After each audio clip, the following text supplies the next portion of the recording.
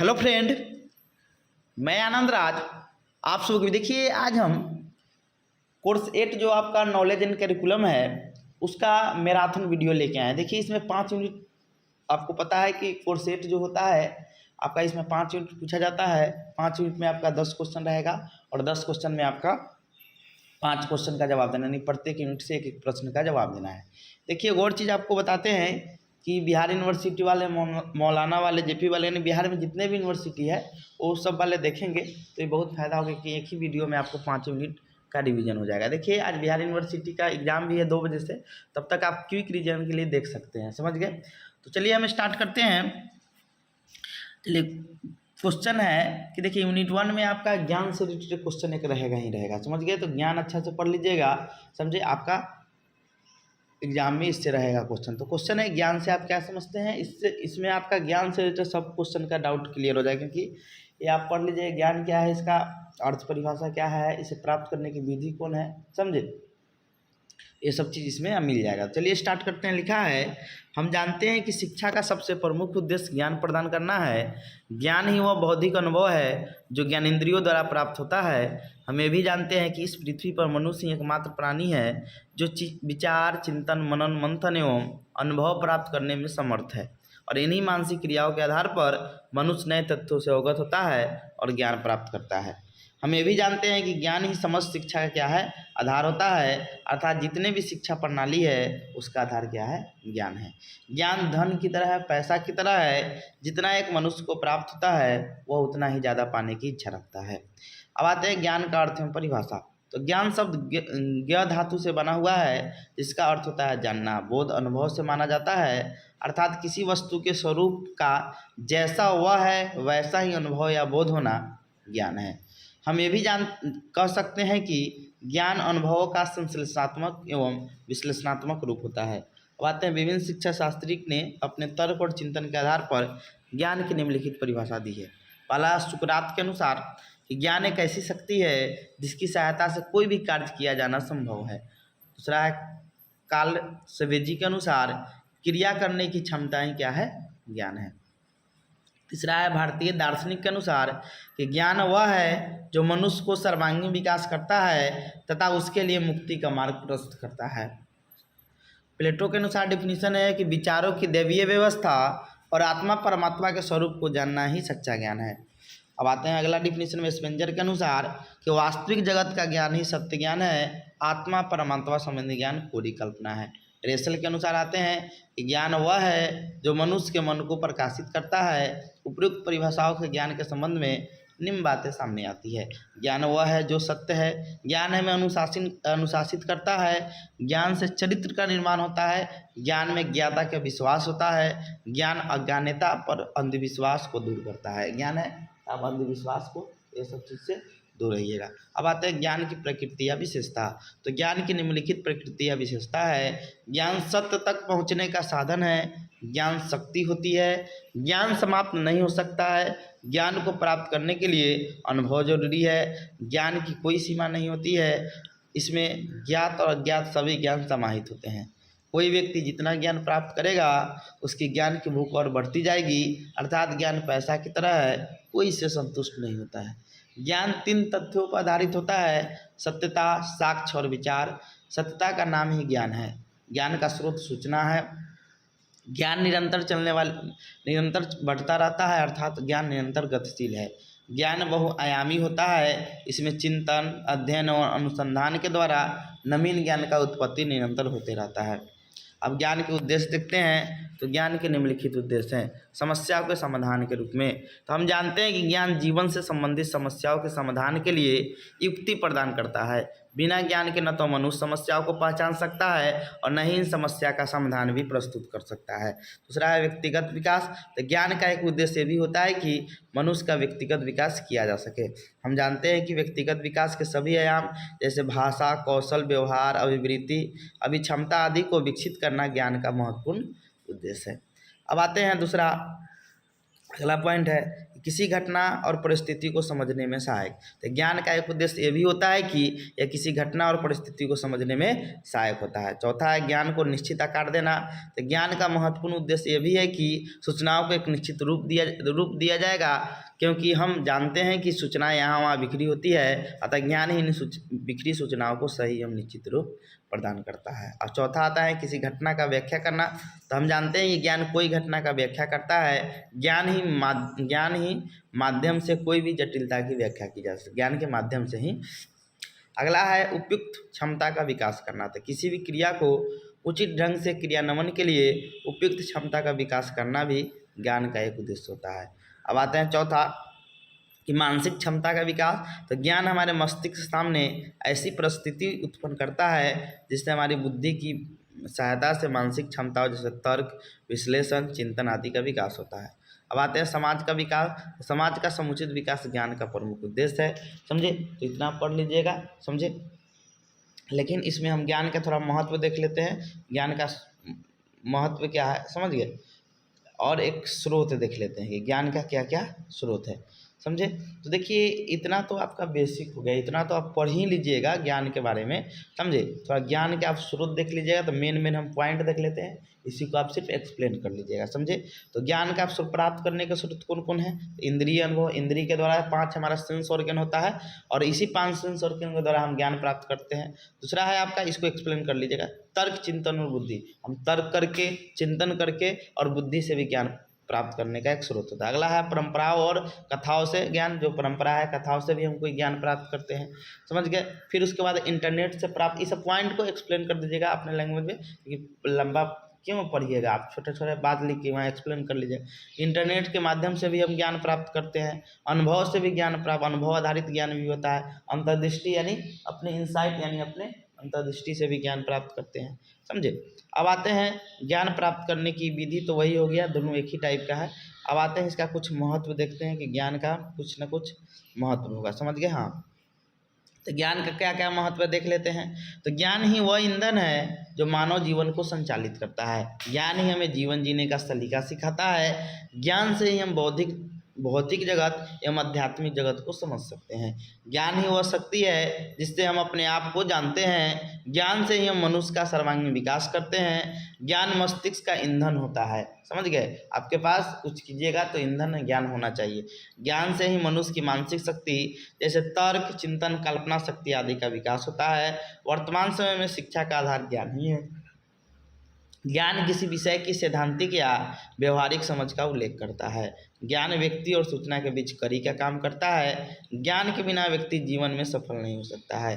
ज्ञान शिक्षा और अनुभव के माध्यम से प्राप्त जानकारी एवं कौशल है। ज्ञान समस्याओं को हल करने में महत्वपूर्ण भूमिका निभाती है। ज्ञान जीवन के हर पहलू में उपयोगी है, अर्थात हमारे पास जितना अधिक ज्ञान है तो हमारे पास उतना ही अधिक शक्ति है। सिर्फ ज्ञान ही आपको आपका हक दिलाता है। अब आते हैं ज्ञान और सूचना। देखिए ये हो गया ज्ञान, और देखिए ज्ञान और सूचना में अंतर देखेंगे तो इससे सूचना के बारे में भी आपको पता चल जाएगा, और इसमें अंतर पूछेगा तो आप बता दीजिएगा, समझ गए। तो देखिए ज्ञान और सूचना में क्या अंतर है, तो देखिए लिखा है ज्ञान प्राप्ति सोच समझ कर ही प्राप्त किया जा सकता है। तो सूचना स्वतंत्र रूप से विद्यमान होती है, समझ गए। और हर चीज़ को तो हम नहीं अति करने लगेंगे, हर ज्ञान, समझे। दूसरा है ज्ञान सूचनाओं पर निर्भर होता है, तो सूचना तथ्यों एवं संदेशों पर निर्भर होता है। ज्ञान एक व्यापक संप्रदाय है, तो सूचना एक संकुचित संप्रदाय है। ज्ञान अमूर्त होती है, सूचना मूर्त होती है। ज्ञान प्राप्ति के लिए प्रामाणिकता का होना आवश्यक है, तो सूचना प्राप्ति के लिए प्रामाणिकता का होना आवश्यक नहीं है। ज्ञान केवल आंकड़े या तथ्य नहीं है, सूचना केवल आंकड़े या तथ्य है। ज्ञान में बदलाव आ सकता है, सूचना तथ्य पर आधारित होने के कारण सदैव एक जैसी बनी रहती है। ज्ञान प्राप्ति के लिए शिक्षित होना आवश्यक है, सूचना प्राप्ति के लिए शिक्षित होना आवश्यक नहीं है। ज्ञान प्राप्ति करने के लिए समझना, सोचना, विश्लेषण, संश्लेषण और मूल्यांकन जैसी प्रक्रियाओं से गुजरना पड़ता है। तो सूचनाएं प्राप्त करने के लिए किसी घटना का अवलोकन और प्रत्यक्षीकरण करना पड़ता है। ज्ञान हमारे मस्तिष्क में सूचनाओं का संग्रहण के बाद विकसित होता है, तो सूचनाएं हमारे मस्तिष्क से बाहर उपस्थित तत्व होते हैं जो स्वतंत्र रूप से मौजूद होते हैं। ज्ञान सूचना के प्रवाह के परिणाम स्वरूप प्राप्त होता है, तो सूचना संदेशों के प्रवाह के परिणाम स्वरूप प्राप्त होता है। ज्ञान अर्थ के साथ सूचना है, तो सूचना संदर्भ के साथ तथ्य या डाटा है। ज्ञान प्राप्ति की प्रक्रिया में मानसिक परिवर्तन और मानसिक वृद्धि होती है, तो सूचना प्राप्ति की प्रक्रिया में किसी भी प्रकार की मानसिक परिवर्तन और मानसिक वृद्धि नहीं होती है। ज्ञान के अंतर्गत तथ्यों की जानकारी को अर्थपूर्ण स्तर पर जानना आवश्यक है, तो सूचना के अंतर्गत अर्थपूर्ण जानकारी आवश्यक नहीं है। ज्ञान प्रयोगकर्ता में निहित होता है, तो सूचना एक प्रकार से समर्थित डाटा है। अब ये हो गया ज्ञान सूचना में अंतर। अब हम लोग आते हैं, देखिए क्वेश्चन बहुत इंपॉर्टेंट है कि ज्ञान के विविध विशिष्ट पहलू या पक्ष या पहलू को बताते हैं उसके बीच। देखिए इसमें एक टाइप का देखिए इसी में आता है सैद्धांतिक ज्ञान और व्यवहारिक ज्ञान, डायरेक्ट पूछ देगा इसी का है, समझे, या फिर पूछ देगा कि आपका स्थानीय ज्ञान एवं वैश्विक ज्ञान क्या होता है, तो या ऐसा टाइप का देगा ज्ञान के विशिष्ट पहलू, या क्वेश्चन आपका ऐसा दे देगा, समझ गए, पूछा हुआ है इसीलिए बता रहे हैं, क्योंकि ऐसा पूछा जा सकता है आपके एग्जाम में। देखिए है ना, इस सैद्धांतिक ज्ञान और व्यवहारिक ज्ञान के कुछ तो ऐसे भी पूछा जा सकता है, या विशिष्ट पहलू करके दिया भी पूछ सकता है, समझ गए। चलिए स्टार्ट करते हैं। देखिए लिखा, हम जानते हैं कि ज्ञान ही समस्त शिक्षा का आधार होता है। ज्ञान धन की तरह है, जितना एक मनुष्य को प्राप्त होता है वह उतना ही ज़्यादा पाने की इच्छा करता है। ज्ञान ही वह बौद्धिक अनुभव है जो ज्ञान इंद्रियों द्वारा प्राप्त होता है। हम ये भी जानते हैं कि इस पृथ्वी पर मनुष्य एकमात्र ऐसा प्राणी है जो विचार, चिंतन, मनन, मंथन एवं अनुभव प्राप्त करने में समर्थ है, और इन्हीं मानसिक क्रियाओं के आधार पर मनुष्य नए तथ्यों से अवगत होता है और ज्ञान प्राप्त करता है। अब ज्ञान के विभिन्न पहलुओं और संबंध को देखते हैं, तो तथ्य या पहलुओं के आधार पर ज्ञान को 5 वर्गों में रखा जा सकता है। स्थानीय और सार्वभौमिक ज्ञान, लोकल लैंग्वेज और universal language, local knowledge and universal knowledge. दूसरा है मूर्त और अमूर्त ज्ञान। तीसरा है सैद्धांतिक और व्यवहारिक ज्ञान, संदर्भगत ज्ञान और शाब्दिक ज्ञान, इसी को प्रकरण और संपूर्ण ग्रंथ समित ज्ञान कहते हैं। और 5वां होता है विद्यालय ज्ञान और महाविद्यालय ज्ञान। तो चलिए स्टार्ट करते हैं। स्थानिक और सार्वभौमिक ज्ञान क्या है? तो स्थानीय ज्ञान शहरी और ग्रामीण लोगों की मानवीय बौद्धिक संप्रदा है, जिसका प्रयोग वे अपने अस्तित्व को बनाए रखने के लिए संघर्ष करने में प्रयोग करते हैं। ऐसा ज्ञान जो किसी स्थान विशेष का अवलोकन करने में विशेष रूप से पाया जाए हो तथा स्थानीय विशेषता एवं सूचनाओं पर आधारित हो, तो ऐसे ज्ञान को स्थानीय ज्ञान कहते हैं। स्थानीय ज्ञान को अपने स्थानों के लिए उपयुक्त, सभी स्थानों के लिए उपयुक्त नहीं समझा जाता है, क्योंकि स्थानीय ज्ञान को स्थानीय परिप्रेक्ष्य में ही समझा जाता है। स्थानीय ज्ञान की विश्वसनीयता कम होती है। स्थानीय ज्ञान का उदाहरण स्थानीय इतिहास, सामाजिक मूल्य, स्थानीय परंपरा, स्थानीय संस्कृति, स्थानीय कानून। आते हैं स्थानीय ज्ञान की विशेषता। तो स्थानीय ज्ञान की निम्नलिखित विशेषता है। स्थान विशेष का अवलोकन से प्राप्त ज्ञान स्थानीय ज्ञान होता है। स्थानीय ज्ञान का विकास अस्तित्व के संघर्ष के कारण हुआ है। स्थानीय ज्ञान एक पीढ़ी से दूसरी पीढ़ी को हस्तांतरित होने के कारण बिना उपयुक्त एवं व्यवस्थित दस्तावेज के भी विद्यमान होते हैं। स्थानीय ज्ञान कई क्षेत्रों में बहुत फायदेमंद भी होते हैं, जैसे पशु चिकित्सा, कृषि चिकित्सा, वन्य प्राकृतिक संसाधन का प्रबंधन, आयुर्वेद चिकित्सा तथा सामाजिक संरचना आदि क्षेत्र में। स्थानीय ज्ञान राष्ट्रीय विकास की दिशा तथा दशा का निर्धारण करने में सहायक होता है। स्थानीय ज्ञान जैसा होगा उसकी देश के विकास की दिशा और दशा भी वैसी ही निश्चित होती है। स्थानीय ज्ञान ही सार्वभौमिक ज्ञान का आधार बनते हैं, क्योंकि सार्वभौमिक ज्ञान इन्हीं स्थानीय ज्ञान से मिलकर बनते हैं। परंपरागत ज्ञान या स्थानीय ज्ञान संपूर्ण समुदाय में एक समान संप्रेषित नहीं होता है, क्योंकि स्थानीय ज्ञान को हस्तांतरित करने का कोई औद्योगिक तरीका या व्यवस्थित तरीका नहीं होता है। सामाजिक संरचना, सामाजिक आर्थिक स्थिति, व्यापार, हैसियत आदि के कारण स्थानीय ज्ञान को प्राप्त करने के स्रोतों में भिन्नता आ जाती है। क्रांतिकारी परिवर्तन के कारण स्थानीय ज्ञान का प्रयोग सीमित हो गया है। जैसे स्थानीय ज्ञान के अनुसार सूरज के कारण पड़ने वाले परछाई को देखकर समय निर्धारित करने की तकनीक क्रांतिकारी परिवर्तन के कारण सीमित हो गई है। अब स्थानीय ज्ञान के निर्माण की प्रक्रिया देखते हैं। तो स्थानीय ज्ञान प्रत्ययों, विश्वासों एवं प्रत्यक्षीकरण से संबंधित तथ्य एवं सूचना है। स्थानीय ज्ञान के निर्माण की प्रक्रिया कुल 6 चरणों में संपन्न होती है। ये 6 चरण निम्न है। पहली प्रक्रिया आसपास के वातावरण का अवलोकन, दूसरा है अपने आसपास की समस्याओं को देखना, तीसरा है आसपास के वातावरण में उपस्थित संसाधनों की जानकारी प्राप्त करना, चौथा है प्रयुक्त की जा सकने वाले ज्ञान को वैधता प्रदान करना, पांचवा है वैध ज्ञान को परंपरा के रूप में विकसित करना, और छठा है कि परंपरा के रूप में ज्ञान का हस्तांतरण करना। अब आते हैं सार्वभौमिक ज्ञान। सार्वभौमिक ज्ञान वह ज्ञान होता है जो किसी स्थान विशेष तक सीमित नहीं होता है बल्कि संपूर्ण समाज में व्यापक नहीं बड़े रूप में फैला होता है। और ऐसा ज्ञान राष्ट्रीय और अंतर्राष्ट्रीय सूचनाओं पर आधारित होता है, इसीलिए ऐसा ज्ञान सार्वभौमिक ज्ञान कहलाता है। सार्वभौमिक ज्ञान का प्रयोग व्यक्ति सभी स्थानों पर एवं किसी भी परिप्रेक्ष्य में कर सकता है, क्योंकि सार्वभौमिक ज्ञान की विश्वसनीयता अधिक होती है। जैसे प्राकृतिक ज्ञान, भौतिक और जीव विज्ञान द्वारा अर्जित ज्ञान सार्वभौमिक ज्ञान की श्रेणी में आते हैं, जिस ज्ञान का प्रयोग विश्व के किसी भी क्षेत्र में किया जा सके। सार्वभौमिक ज्ञान के अंतर्गत विश्व स्तर की समस्या, मुद्दे, पारिस्थितिकी, सांस्कृतिक, आर्थिक, राजनीतिक एवं प्रौद्योगिकी के से लोगों से किसी भी तथ्य को देखने एवं समझने का एक अलग दृष्टिकोण विकसित होता है। अब सार्वभौमिक ज्ञान की विशेषता देखते हैं। सार्वभौमिक ज्ञान का प्रयोग सभी स्थानों पर होता है। सार्वभौमिक ज्ञान अपने व्यापकता के कारण किसी भी देश, समुदाय या समाज पर लागू किया जा सकता है। सार्वभौमिक ज्ञान का दायरा बहुत विस्तृत होता है, अर्थात इस ज्ञान का दायरा संपूर्ण विश्व में होता है। सार्वभौमिक ज्ञान निश्चित मानकों पर आधारित होता है। निश्चित मानकों से तात्पर्य है कि इस प्रकार के ज्ञान को इस प्रकार निर्धारित किया जा सकता है कि सभी समुदाय, समाज या देश के लोग समान रूप से इसका प्रयोग कर सके। कोई भी राष्ट्र विश्व स्तर पर अपना विकास सार्वभौमिक ज्ञान के आधार पर ही कर सकता है। सामाजिक संरचना, पारिस्थितिकी, संस्कृति आदि में विभिन्नता होने पर भी सार्वभौमिक ज्ञान सभी के समान रूप से प्राप्त होता है। जैसे किसी भी नई तकनीक का विकास होता है तो उसके बारे में सभी को समान रूप से जानकारी प्राप्त होती है। सार्वभौमिक ज्ञान के प्रयोग द्वारा ही हम विभिन्न देशों से वैश्विक स्तर पर संबंध स्थापित कर सकते हैं। व्यापार, वाणिज्य, आर्थिक आदि कुछ विशेष क्षेत्रों में ज्ञान के लिए सार्वभौमिक ज्ञान अत्यंत लाभकारी होता है। अब हम लाते हैं सार्वभौमिक ज्ञान का हस्तांतरण होने से दिन प्रतिदिन इस क्षेत्र में विस्तार होता रहता है। सार्वभौमिक ज्ञान सामान्यीकरण के सिद्धांत पर आधारित होता है। सामान्यीकरण का तात्पर्य है कि प्रत्येक परिस्थिति में एक समान प्रकार के परिणाम आए। अब सार्वभौमिक ज्ञान के निर्माण की प्रक्रिया देखते हैं तो हम जानते हैं कि सार्वभौमिक ज्ञान का प्रयोग प्रत्येक परिस्थिति में किया जा सकता है। इसकी विश्वसनीयता स्थानीय ज्ञान की तुलना में अधिक होती है। सार्वभौमिक ज्ञान के निर्माण की प्रक्रिया 5 चरणों में संपन्न होती है। ये 5 चरण निम्नलिखित है। प्रथम प्रक्रिया समस्या या समस्या का अवलोकन करना। द्वितीय प्रक्रिया अधिकांश लोगों के अनुभवों को लिखित रूप में एकत्र करना। तीसरा है कि वैज्ञानिक पद्धतियों का प्रयोग। चतुर्थ प्रक्रिया है समस्याओं का सामान्यीकरण।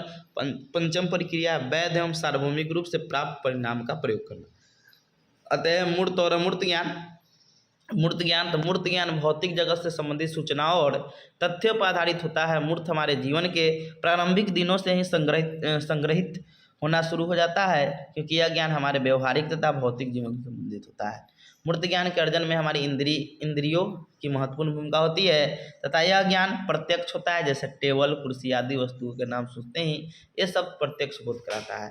अब मूर्त ज्ञान की विशेषता देखते हैं तो मूर्त ज्ञान की विशेषता निम्नलिखित है। जो वस्तुएं हमें प्रत्यक्ष दिखाई देती है, जिनसे संबंधित ज्ञान को मूर्त ज्ञान की श्रेणी में रखते हैं। मूर्त ज्ञान को समझना और उनकी व्याख्या करना सरल होता है, क्योंकि यह हमारे समक्ष उपस्थित वस्तुओं और घटनाओं पर आधारित होता है। छोटी कक्षाओं में मूर्त ज्ञान दिया जाता है ताकि उसे आसानी से समझ आ सके। मूर्त ज्ञान हमारी इंद्रियों के माध्यम से अस्तित्व में आता है। मूर्त ज्ञान अवलोकन तथा सामान्यीकरण की प्रक्रिया पर आधारित होता है। अब आते हैं अमूर्त ज्ञान। अमूर्त ज्ञान से आशय ऐसे वस्तु या प्रत्यक्ष के ज्ञान से है जो किसी स्थान या समय विशेष में उपस्थित न हो, बल्कि एक विचार के रूप में हो तथा इस प्रकार के ज्ञान को केवल शब्दों के माध्यम से ही व्यक्त किया जा सके तो उसे अमूर्त ज्ञान कहते हैं। जैसे नैतिकता, दया, ईमानदारी आदि।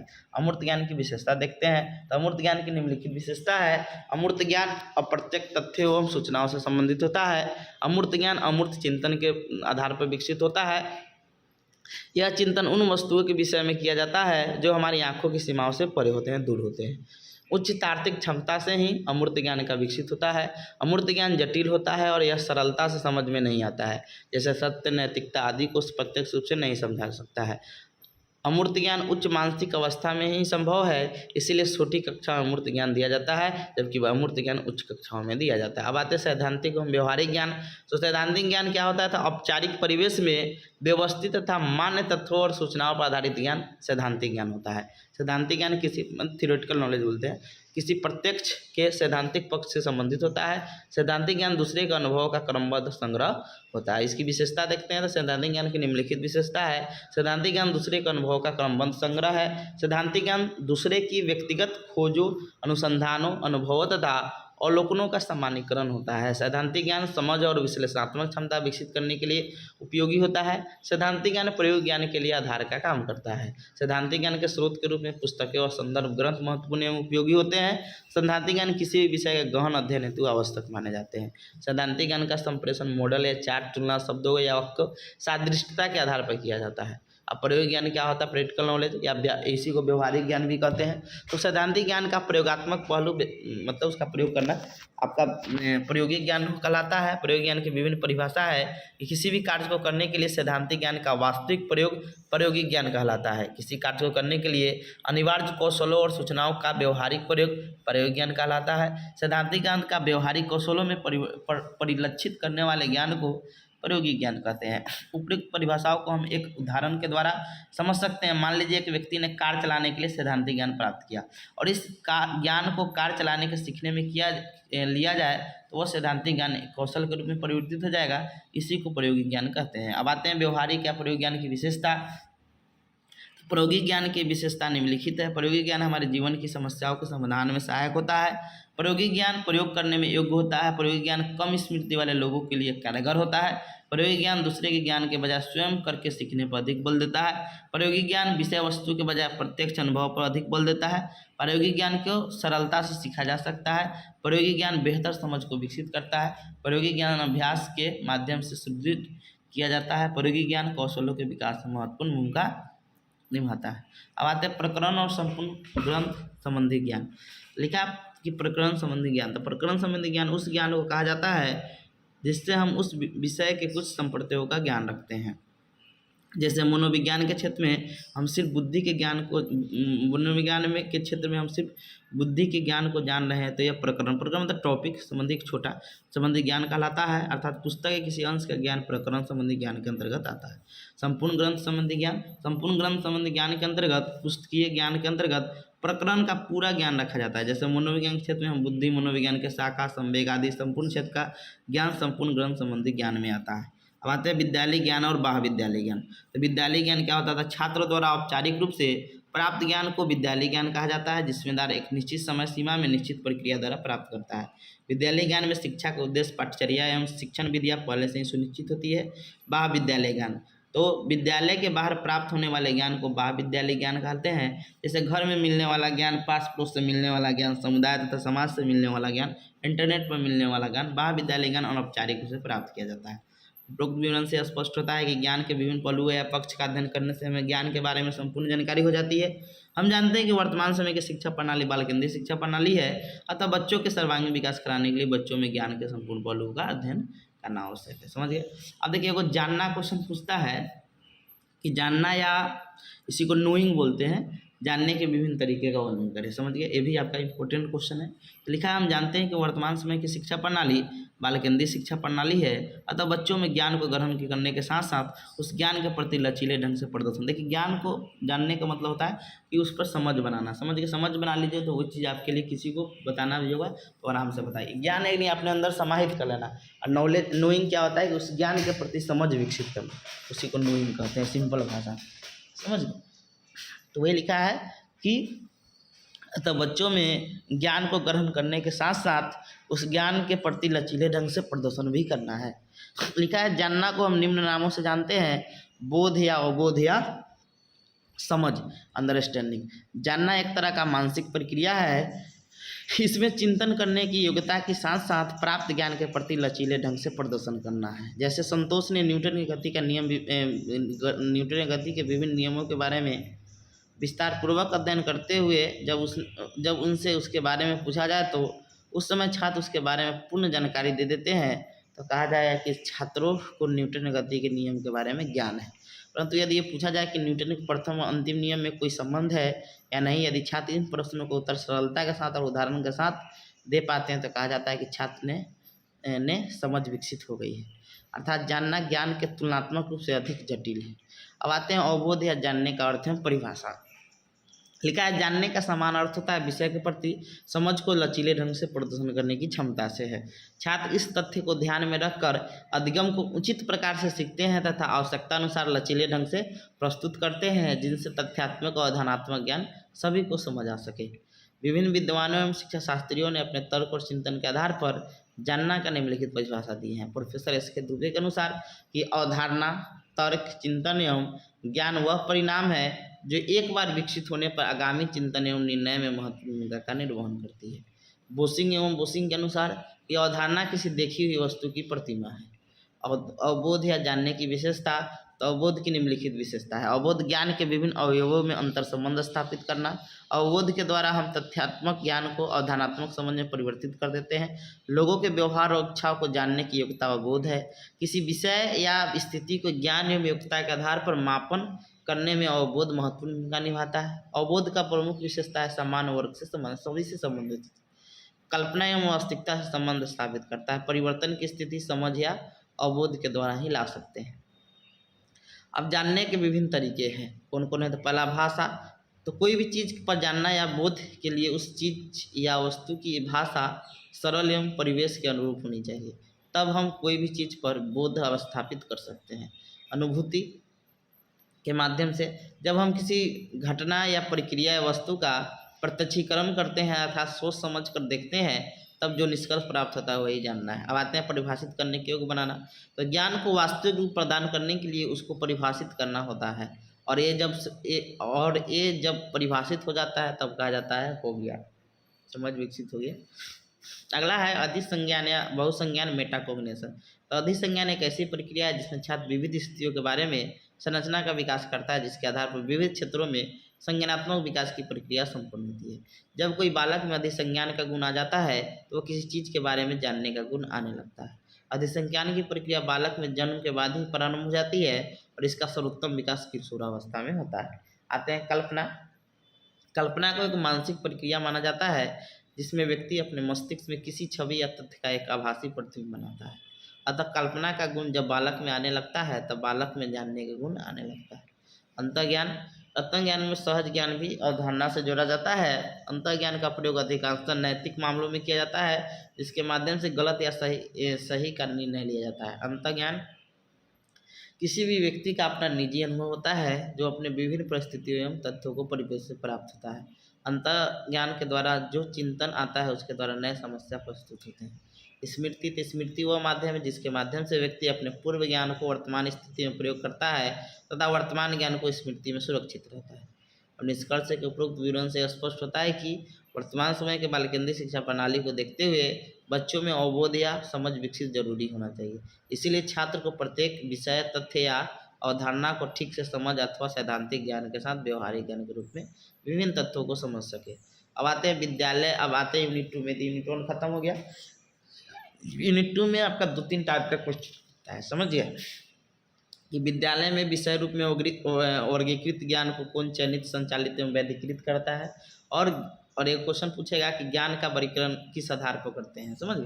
ये क्वेश्चन आपका आ सकता है, समझ गए। तो आइए स्टार्ट करते हैं। लिखा है, हम जानते हैं कि वर्तमान समय की शिक्षा पर ये वाला वैधिकृत वाला देख लीजिएगा, बहुत इंपॉर्टेंट है कि चयनित कौन करता है, संचालित कौन करता है, वैधिकृत। लिखा, हम जानते हैं कि वर्तमान समय की शिक्षा प्रणाली बाल केंद्रित शिक्षा प्रणाली है जिससे विद्यालयों में विषय रूप में वर्गीकृत ज्ञान की आवश्यकता पड़ती है। छात्र द्वारा औपचारिक रूप से प्राप्त ज्ञान को विद्यालय ज्ञान कहते हैं। विद्यालय में विषय रूप में वर्गीकृत ज्ञान को प्लेटो ने 3 प्रकार के ज्ञान में बताया: इंद्रिय जनित ज्ञान, अनुभवजन्य या समितिजन्य ज्ञान, चिंतनजन्य ज्ञान। समझ गए। अब इंद्रिय जनित ज्ञान क्या होता है? जब हम अपने इंद्रियों की सहायता से ज्ञान की प्राप्ति करते हैं उसे इंद्रिय जनित ज्ञान कहते हैं। हम जानते हैं कि हमारे पास 5 इंद्रियां हैं: नाक, कान, आँख, त्वचा एवं जीभ। जब इन्हीं से ज्ञान प्राप्त होता है तो वह ज्ञान इंद्रिय जनित ज्ञान कहलाता है। अनुभवजन्य ज्ञान, जब हम अपने वातावरण से अनुभव अर्जित करके ज्ञान की प्राप्ति करते हैं तो उसे अनुभवजन्य ज्ञान कहते हैं। यह ज्ञान बहुत बार विश्वसनीय नहीं होता है क्योंकि कई बार घटनाओं को देखने का हमारा दृष्टिकोण हमारे अपने विश्वास और मान्यताओं पर आधारित होता है। अब आते हैं चिंतनजन्य ज्ञान। जब कोई चिंतन के द्वारा ज्ञान की प्राप्ति होता है तो उसे चिंतनजन्य ज्ञान कहते हैं। चिंतनजन्य ज्ञान अधिक वैध तथा विश्वसनीय होता है क्योंकि इस पर ज्ञान विश्लेषण के उपरांत प्राप्त होता है। अब आते हैं विद्यालय के विषय में वर्गीकृत ज्ञान को कौन चयनित, संचालित और वैधिकृत करता है। तो विद्यालय में प्रशासन एक ऐसी संस्था है, यानी एडमिनिस्ट्रेशन, जो ज्ञान से संबंधित वैधता एवं आयोजकों का निर्माण करता है। प्रशासन वह क्षमता है जिसके द्वारा सामाजिक शक्तियों एवं विरोधी तत्वों को एकांकी अवयव में समन्वयित किया जाता है जिससे वे एकता के रूप में संचालित हो सके। कैम्पबेल एवं अन्य के अनुसार कि शिक्षा प्रशासन में शिक्षण तथा सीखने की प्रक्रिया से संबंधित लक्ष्यों तथा नीतियों के विकास को प्रोत्साहित करने वाली सुविधाएं निहित है। प्रशासन पाठ्यक्रम द्वारा उन उद्देश्यों की प्राप्ति करने पर बल देता है जिसका समाज का प्रचलित दर्शन निर्धारित करता है। समाज के अंतर्गत सामाजिक, सांस्कृतिक, ऐतिहासिक, राजनीतिक, आर्थिक आदि गतिशील तत्व सामाजिक दर्शन का निर्धारण करते हैं और सही सामाजिक दर्शन पाठ्यक्रम के माध्यम से ही शैक्षिक उद्देश्यों का सूत्रपात करते हैं। पाठ्यक्रम को प्रभावशाली बनाने के लिए यदि प्रशासन सक्रिय हो जाए तब पाठ्यक्रम को कहीं अधिक प्रभावशाली बनाया जा सकता है। सर्वप्रथम प्रशासन को पाठ्यक्रम और उससे संबंधित अनेक सहायक सामग्री और शिक्षकों एवं छात्रों का उपलब्ध करवाएंगे, जैसे विज्ञान विषय से संबंधित अनेक प्रयोगात्मक वस्तु, दत्ते पदार्थ आदि जब शिक्षक बालकों को करके सीखे और अनुसंधान विधि द्वारा शिक्षण अधिगम कराएंगे तब उनका प्रभाव अधिक पड़ेगा, क्योंकि सैद्धांतिक अध्ययन एवं व्यवहारिक अध्ययन का बालक के ऊपर सकारात्मक प्रभाव पड़ता है। यदि पाठ्यक्रम में शैक्षणिक भ्रमण को सम्मिलित कर दिया जाए, देश का भूगोल और इतिहास आसानी से समझा जा सकता है। पाठ्यक्रम के विधिवत संचालन के लिए प्रशासन उत्तम एवं नियमित शिक्षकों की व्यवस्था करेगा तथा विषय के विशेषज्ञों को प्राथमिकता प्रदान करेगा। यदि प्रशासन अपना सहयोग शैक्षिक कार्यों में करे तो पाठ्यक्रम को विधिवत पढ़ाने पर बल प्रदान करे तो सच में पाठ्यक्रम को बहुत अधिक प्रभावशाली बनाया जा सकता है। अन्यथा पाठ्यक्रम में दिनों दिन निरसता मतलब एक तरह आलसता बढ़ती रहेगी और पाठ्यक्रम एक बोझ बनता चला जाएगा। समझ गए। अब आते हैं निष्कर्ष के उपरोक्त विवरण से यह स्पष्ट होता है कि वर्तमान समय के बाल केंद्रित शिक्षा प्रणाली में विद्यालय में विषय रूप में वर्गीकृत ज्ञान का होना अति आवश्यक है। विद्यालय में विषय रूप में वर्गीकृत ज्ञान को चयनित संचालित वैदिक विद्यालय के प्रशासन करते हैं। अब आते हैं ज्ञान के वर्गीकरण की क्या आवश्यकता है, किस आधार पर ज्ञान को वर्गीकृत किया जाता है। तो लिखा, हम जानते हैं कि ज्ञान एक चुंबक की भांति होता है जो आसपास की सूचनाओं को अपनी ओर आकर्षित कर लेता है। हम ये भी जानते हैं कि शिक्षा का सबसे प्रमुख उद्देश्य ज्ञान प्रदान करना है। ज्ञान ही वह बौद्धिक अनुभव है जो ज्ञानेंद्रियों द्वारा प्राप्त होता है और इस पृथ्वी पर मनुष्य एकमात्र प्राणी है जो विचार, चिंतन, मनन, मंथन एवं अनुभव प्राप्त करने में समर्थ है और इन्हीं मानसिक क्रियाओं को आधार मानकर मनुष्य नए तथ्यों से अवगत होता है और ज्ञान प्राप्त करता है। ज्ञान का वर्गीकृत इसीलिए करना चाहिए कि ज्ञान भिन्न भिन्न प्रकार के होते हैं। यदि हम सभी ज्ञान का अध्ययन एक साथ करेंगे तो ज्ञान के बारे में हम संपूर्ण जानकारी नहीं ले पाएंगे। ज्ञान वर्गीकरण का प्रमुख आधार है मानव को माना जाता है जो अपनी आवश्यकता के आधार पर ज्ञान को वर्गीकृत करता है। समझ गए।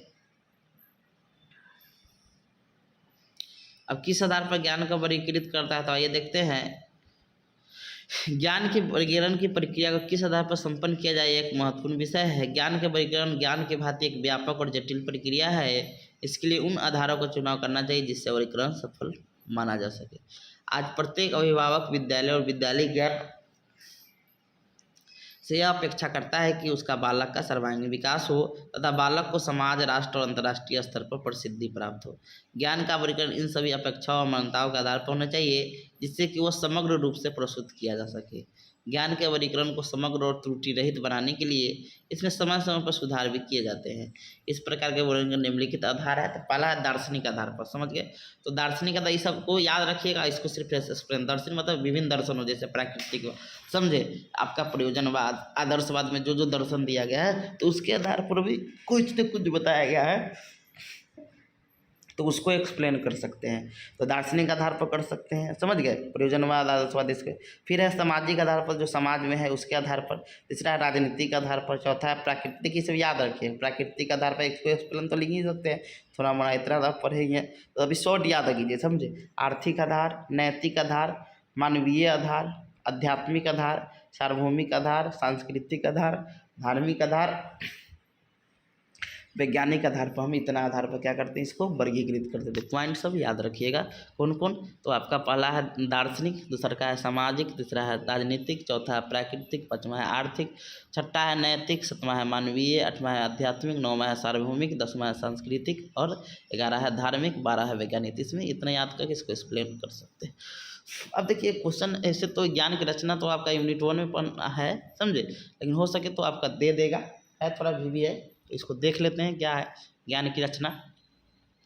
तो देखिए सिंपल में देखेंगे कि ज्ञान की रचना क्या होता है। तो देखिए लिखा है मानव जीवन में ज्ञान का बहुत अधिक महत्व है। मानव जीवन के लिए ज्ञान रीढ़ की हड्डी की तरह कार्य करता है, इसीलिए ज्ञान को मनुष्य की तीसरी आंख कहा जाता है। भारतीय आध्यात्मिक दर्शनों के अनुसार ज्ञान वह है जो मनुष्य को उन्नत करता है तथा इसके लिए मुक्ति का मार्ग प्रशस्त करता है। ज्ञान अज्ञानता, डर और अंधविश्वासों को दूर करता है। ज्ञान चरित्र का निर्माण करता है तथा हमें अनुशासित करता है। ज्ञान की रचना या निर्माण हस्तांतरण एवं सीखना प्रक्रिया के ही अंग होते हैं। ज्ञान की रचना ज्ञान ग्रहण करने से पूर्णतः भिन्न होता है। ज्ञान निर्माण के अंतर्गत छात्र प्राप्त ज्ञान को अपने अनुभवों द्वारा परिवर्तित करते हुए अपने सर्वांगीण विकास के लिए उसका प्रयोग करते हैं। छात्र इसके अलावा ज्ञान के रचना के अंतर्गत ज्ञान के कुछ नई चीज़ों को वाद विवाद, खोज, खुले एवं स्वतंत्र रूप से क्या करते हैं, सीखने में संबंध स्थापित करते हैं। अब ज्ञान के निर्माण की परिभाषा तो विभिन्न विद्वानों एवं शिक्षा शास्त्रियों ने अपने तर्क और चिंतन के आधार पर ज्ञान की रचना की निम्नलिखित परिभाषा दी है। पहला शर्मा एवं बरोलिया के अनुसार कि ज्ञान के निर्माण का तात्पर्य सूचनाओं का प्रबंधन, संगठन एवं पुनः प्राप्ति की प्रक्रिया से है, जिससे विज्ञान, तकनीकी, दर्शन और सामाजिक व्यवस्थाओं से संबंधित तथ्यों को सरलीकृत रूप से प्रस्तुत किया जा सके। दूसरा है दुबे के अनुसार कि ज्ञान के निर्माण का आशय सूचनाओं के संगठनात्मक एवं उपयोगी स्वरूप से है, जिसके माध्यम से छात्रों को सर्वांगीण विकास हेतु ज्ञानात्मक सामग्री की उपलब्धता सरलता से होती है। तीसरा है गांग एवं कोचक के अनुसार कि ज्ञान की प्रक्रिया अधिगम का एक दृष्टिकोण है जो अधिगमकर्ता को अपने अनुभव का प्रयोग कर सक्रिय रूप से समझ के निर्माण से है, न कि पहले संगठित ज्ञान से है। उपयुक्त परिभाषाओं से स्पष्ट होता है कि ज्ञान का निर्माण सूचनाओं का प्रबंधन एवं संगठन है जो ज्ञात होने के बाद संचित रहता है। वास्तविक अनुभव द्वारा प्राप्त ज्ञान और सूचनाओं को भंडार में वृद्धि होता है। अब ज्ञान की रचना में शामिल विभिन्न तत्व कौन है, तो पहला अवधारणाओं का अपना कार्य। अवधारणात्मक अर्थ को तार्किक और संज्ञानात्मक अर्थ भी कहते हैं। जब किसी व्यक्ति को मस्तिष्क के बाह्य जगत की किसी वस्तु की संकल्पना उभरती है तो उसे अभिव्यक्त करने के लिए किसी शब्द का प्रयोग करता है। जैसे जब हम मिठाई शब्द का प्रयोग करते हैं तो हमारे मस्तिष्क में विभिन्न आकार, प्रकार एवं रंगों की मिठाई का अर्थ समाहित हो जाता है। ज्ञान की रचना में अवधारणाओं का अपना अर्थ होना अति आवश्यक है, इससे कि कोई ज्ञान को सरल कर सकते हैं। विचारों की वस्तुनिष्ठता, तो ज्ञान की रचना के लिए आपके विचारों में वस्तुनिष्ठता जरूर होना चाहिए। वस्तुनिष्ठता अपने स्वयं के विचार, आशा, आकांक्षा, भावना और पूर्वाग्रह से प्रभावित न होकर किसी भी तथ्य या घटना का उसके वास्तविक रूप के ही विश्लेषण करना वस्तुनिष्ठता कहलाती है। अतः ज्ञान की रचना करते समय आपके विचारों में वस्तुनिष्ठता का गुण जरूर होना चाहिए। अब आते हैं अधिगम परिणामों में विभिन्नता। ज्ञान की रचना के लिए जरूरी है कि आप में अधिगम परिणामों में विभिन्नता होनी चाहिए, क्योंकि अधिगम परिणामों में विभिन्नता नहीं होगा तो आप अच्छा से ज्ञान का रचना नहीं कर सकते। जैसे आप कोई चीज़ सीख रहे हैं, फिर आप उसी चीज़ को दोबारा सीखिएगा तो पहले से ज़्यादा सीखना होगा। कोई बालक एक बार में पढ़कर मैट्रिक का एग्जाम दिया तो 300 आता है नंबर, दूसरा बार पढ़ के एग्जाम देगा तो 350 नंबर आता है, तब वो अच्छा से ज्ञान का रचना किया। अब आते हैं सृजनात्मक परिणाम। तो ज्ञान की रचना में सृजनात्मक परिणाम का महत्वपूर्ण योगदान है। सामान्य रूप से जब हम किसी वस्तु या घटना के बारे में विचार करते हैं तो हमारे मन मस्तिष्क में अनेक प्रकार के विचार उत्पन्न होते हैं। उत्पन्न विचारों को जब हम व्यवहारिक रूप प्रदान करते हैं तो उसके पक्ष एवं विपक्ष, लाभ हानि हमारे समक्ष आती है। यही सृजनात्मक परिणाम है। जैसे जेम्स वाट ने रसोई घर में आने वाली एक आवाज़ को सुना तथा जाकर देखा कि चाय के केतली का ढक्कन बार बार उठ रहा है तथा गिर रहा है। एक समान व्यक्ति के लिए समान घटना होगा, लेकिन परंतु जेम्स वाट सृजनशील बालक थे। वह उसका उपयोग दैनिक जीवन में करने का विचार किया और आगे चलकर भाप के इंजन का आविष्कार कर दिया। अतः हम कह सकते हैं ज्ञान की रचना में सृजनात्मक परिणाम का महत्वपूर्ण योगदान है। अब आते हैं विचारों में लोचनशीलता एवं स्वतंत्रता। लिखा है विचारों में लोचनशीलता एवं स्वतंत्रता होगा तभी आप इच्छा से अच्छा से ज्ञान का रचना कर सकते हैं। विचार में लोचनशीलता का अर्थ होता है आप हमेशा नए दृष्टिकोण से कोई चीज़ को प्रस्तुत करेंगे तथा विचार में क्या होगा, लचीलता होने से परिस्थितियों को बदलने पर उसमें अपने विचारों में परिवर्तन करने की क्षमता भी होनी चाहिए। जैसे नेता में लोचनशीलता का गुण अधिक पाया जाता है, वह चुनाव के समय गरीब के यहाँ भी बड़े बैठ के खाएगा, तो चुनाव जीतेगा तो बड़े बड़े होटल में भी रहेगा। अतः ज्ञान की रचना में लोचनशीलता का होना अति आवश्यक है। अब आते हैं समान गतिशील आधारित शिक्षण। लिखा है ज्ञान की रचना करने के लिए आपको समानता गतिशील आधारित शिक्षण करना होगा, तब आप अच्छे से ज्ञान का रचना करवा सकते हैं। जैसे कोई टीचर क्लास में गतिशील आधारित शिक्षण करवाता है तो छात्र अच्छा से ज्ञान का रचना कर सकता है। निष्कर्ष लिखा कि उपरोक्त विवरण से स्पष्ट होता है कि वर्तमान समय के बाल केंद्रीय शिक्षा प्रणाली में ज्ञान का रचना करने का गुण प्रत्येक छात्र में होना चाहिए। अब देखिए, अब आते हैं यूनिट 3 में जो बहुत इंपॉर्टेंट है, आपका पटचर्या से रहेगा ही रहेगा क्वेश्चन। तो पटचर्या क्या है और पटचर्या के सिद्धांत वगैरह पूछ देता है, समझ गए। तो चलिए आते हैं। लिखा हम जानते हैं कि प्राचीन समय में शिक्षक केंद्रीय शिक्षा थी जिसके सिर्फ छात्र और शिक्षक होते थे, लेकिन वर्तमान समय की शिक्षा प्रणाली बाल केंद्रीय शिक्षा प्रणाली है जिसमें शिक्षक, छात्र और पाठ्यक्रम होते हैं। हम ये भी जानते हैं कि प्रभावशाली शिक्षण के लिए पाठ्यक्रम की भूमिका अत्यंत महत्वपूर्ण है। बिना पाठ्यक्रम के हम प्रभावशाली शिक्षा नहीं करा सकते हैं। जॉन डीवी ने भी शिक्षा के त्रिध्रुवीय प्रक्रिया में पाठ्यक्रम का वर्णन किया है। शिक्षक, छात्र और शिक्षक, पाठ्यक्रम, शिक्षक और छात्र। पाठ्यक्रम शिक्षा प्रक्रिया के एक अत्यंत महत्वपूर्ण अंग है। पाठ्यक्रम के अभाव में शिक्षा प्राप्ति की कल्पना भी नहीं की जा सकती है। हमें भी जानते हैं कि पाठ्यक्रम शिक्षण अधिगम प्रक्रिया को सफल बनाने का महत्वपूर्ण एवं सशक्त माध्यम है। अतः पाठ्यक्रम ही एक ऐसा साधन है जिसके द्वारा विद्यार्थी अपने वांछित उद्देश्यों की प्राप्ति करता है और विद्यार्थी का बहुमुखी विकास होता है। शिक्षा के द्वारा जिन उद्देश्यों का निर्धारण किया जाता है उसकी प्राप्ति पाठ्यक्रम द्वारा होता है। पाठ्यक्रम को एक साधन के रूप में जाना जाता है। छात्र को शिक्षा देने के लिए पाठ्यक्रम का होना आवश्यक है। पाठ्यक्रम एक नीति है जिसके आधार पर समस्त शिक्षण कार्यों का क्रियान्वयन किया जाता है। जैसे क्या, कब और कैसे पढ़ना है, इसका निर्धारण पाठ्यक्रम द्वारा किया जाता है। आते हैं पाठ्यक्रम का अर्थ में परिभाषा था। पाठ्यक्रम अंग्रेजी भाषा के कैरिकुलम शब्द का हिंदी रूपांतरण है। इस कैरिकुलम शब्द की उत्पत्ति लैटिन भाषा के कुरियर शब्द से हुआ है, जिसका अर्थ होता है दौड़ का मैदान। अर्थात पाठचर्या वह तरिया है जिसे किसी व्यक्ति को अपनी मंजिल तक पहुंचने के लिए पार करना होता है। यानी पटचर्या दौड़ के मैदान की तरह होता है जिसमें बालक को तब तक दौड़ना पड़ता है तब तक जब तक कि उसे अपने लक्ष्य को न प्राप्त कर ले। अब इसका कुछ डिफिनीशन है। तो फ्रोवेल के अनुसार कि पटचर्या को मानव जाति के संपूर्ण ज्ञान और अनुभवों का सार समझना चाहिए। मुनरो के अनुसार कि पटचर्या में ये सभी क्रिया सम्मिलित है जिनका हम शिक्षा के उद्देश्य की प्राप्ति हेतु विद्यालय में उपयोग करते हैं। तीसरा है हेनरी के अनुसार कि पटचर्या में वे सभी क्रिया आती है जो स्कूल में विद्यार्थियों को दी जाती है। चौथा है माध्यमिक शिक्षा आयोग के अनुसार 1952-53 के अनुसार कि पाठ्यक्रम का अर्थ रूढ़िवादी ढंग से पढ़ाए जाने वाले बौद्धिक विषयों से नहीं है, बल्कि इसके अंदर वे सभी क्रिया आ जाता है जो बालक को कक्षा के बाहर या अंदर प्राप्त होते हैं।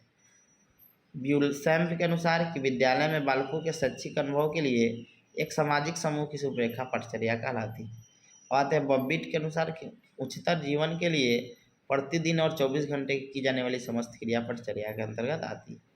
अब आते हैं पटचर्या की विशेषता। तो पटचर्या की निम्नलिखित विशेषता है। पटचर्या परिवर्तनशील है, अर्थात समाज की आवश्यकता को देखते हुए पाठ्यक्रम में निरंतर बदलाव किए जाते हैं। शिक्षा के उद्देश्यों के आधार पर ही पाठ्यक्रम का निर्माण किया जाता है। पाठचर्या देश की आत्मा का प्रतिनिधित्व करती है। पटचर्या के माध्यम से बालक की शैक्षिक क्रियाओं को विकसित किया जाता है। पटचर्या में उन क्रियाओं को सम्मिलित किया जाता है जिससे बालक की शारीरिक, मानसिक, भाषात्मक, सामाजिक, आध्यात्मिक एवं नैतिक पक्षों का विकास हो। पटचर्या छात्रों को अपने कौशलों, रुचि, अभिरुचि एवं अभिमूल्य को विकसित करने में पर्याप्त अवसर प्रदान करता है। पटचर्या को अनुसंधान द्वारा संशोधित एवं परीक्षण किया जाता है। पटचर्या एक व्यापक संप्रदाय है जिसमें शैक्षिक उद्देश्य, पाठ्यवस्तु या शिक्षण अधिगम एवं मूल्यांकन समाहित होता है। पटचर्या को क्रियान्वित रूप विद्यालय एवं शिक्षकों द्वारा दिया जाता है। पटचर्या या पाठ्यक्रम वही हुआ, पाठ्यक्रम द्वारा छात्र के व्यवहार में वांछित परिवर्तन लाया जा सकता है। इसकी प्रकृति देखते हैं तो हम जानते हैं कि पटचर्या विद्यालय की व्यवस्था का मूल आधार होता है। शिक्षा का संपूर्ण व्यवस्था पटचर्या पर ही केंद्रित होता है। पटचर्या के प्रकृति निम्नलिखित है। पहला है कि पटचर्या सदैव पूर्ण नियोजित होता है। पटचर्या के लक्ष्य या प्रयोजनों से संबंधित शैक्षिक उद्देश्यों से निर्देशित होता है।